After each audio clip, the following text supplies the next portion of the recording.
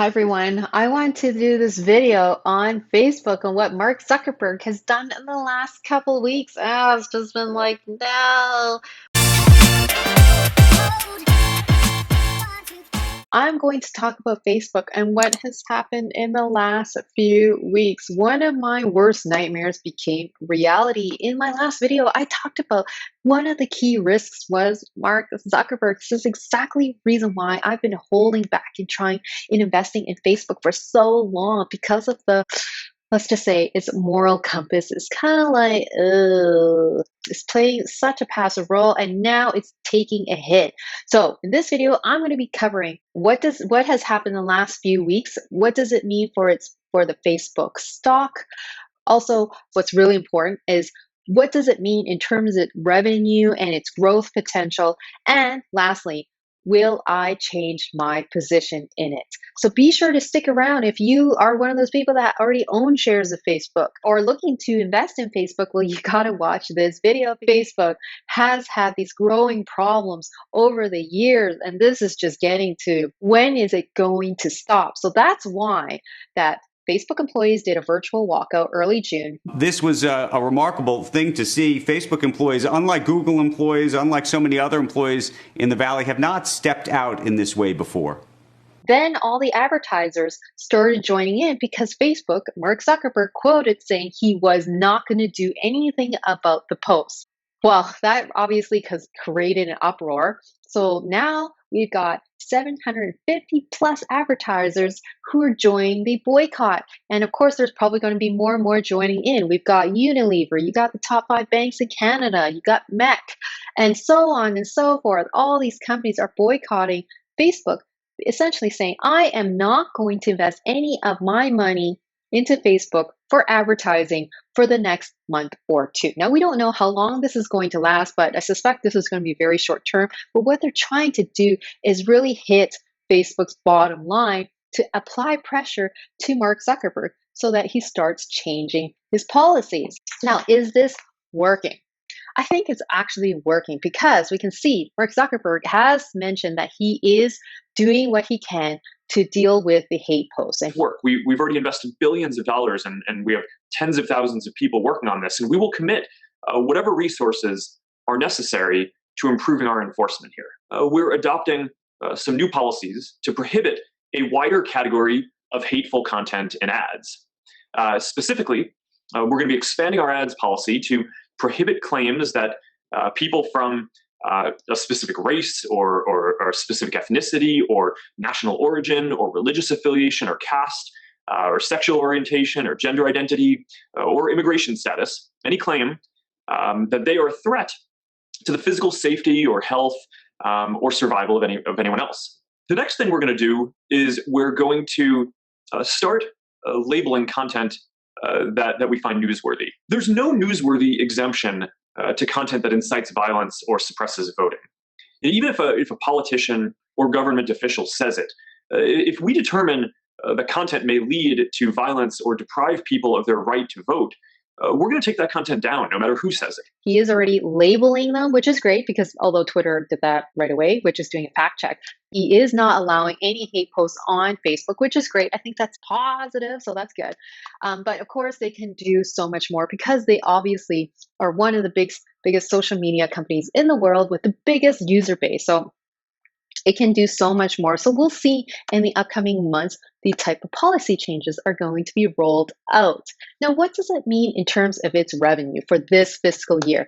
Now, the great news is that the advertising boycott is really going to last probably a month or two. At least that's what all those advertisers are saying. And I think this is a very smart and very strategic marketing ploy because honestly, because of the pandemic, they probably were going to cut back on its budget on advertising anyway. So they're using this as a smart publicity to get their name out there. But of course, there is a lot of companies who are very, very, I guess, has strong feelings about it. And I totally get them. I mean, they want Mark Zuckerberg to do something about it because if it's not now, when is it? So in terms of the 750 plus advertisers that have boycotted Facebook, it really only amounts to less than 6% of its revenue for this fiscal year. Now, keep in mind, Facebook is a cash cow. It has $60 billion in cash just lying around. So it's definitely not disappearing anytime soon. It also has the most popular messaging app in the entire world called WhatsApp. It is so popular in India, it is popular in Brazil.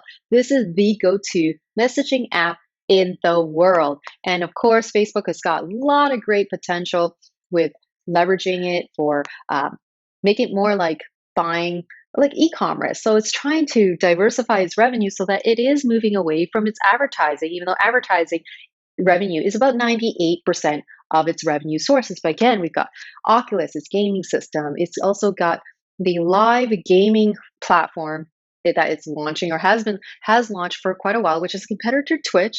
Of course, it also has Facebook Shops, which is already rolled out for a lot of small businesses and in North America. And also got Instagram, and it's got Facebook Marketplace. Anyway, I could just go on, and all I'm saying, it is looking to diversify its port or its revenue sources so that it's moving away from its advertising source. Now, what does it mean in terms of this fiscal year's revenue? Yeah, I'll take a little bit hit. Like again, it's about less than 6% of its revenue right now. So if it dips a bit more, I would say that it's actually a buying opportunity. As long as I think the growth story remains true, meaning WhatsApp and its Oculus Quest and its gaming platform, and it starts leveraging Instagram stories and Facebook shops, as long as those other revenue sources start growing. And of course, even though its advertising revenue starts decreasing and those go explode, which I talked about in my video last time about potential Facebook shops as one key example, then I think that as long as that growth story doesn't change, I am definitely going to keep my position because the long-term potential of Facebook is still so positive. And with its long-term revenue potential, which continues to stand, is still the same, its revenue potential is still the same, that has not broken, then I am not going to change my position. Now, of course, if the growth story starts changing, meaning the geo platform is not successful with the investment that Facebook made. Its WhatsApp is starting to be like losing a huge user base in India or around the world. Facebook Shops is also not doing well because people are just not using it and buying products off of it. Then of course I'm going to be selling my position. But right now that growth story has not changed. So I am going to keep my position. And I will be making more Facebook updates over the next upcoming quarters whenever there's big and newsworthy and interesting facts that I want to share about Facebook. So if you found this video super helpful, please let me know by giving me a thumbs up. Even giving a thumbs up in the first 30 to 45 seconds of the video actually really helps with pushing the video out to more and more people that you think could help. So please let me know, what do you think about Facebook? What do you think about your position?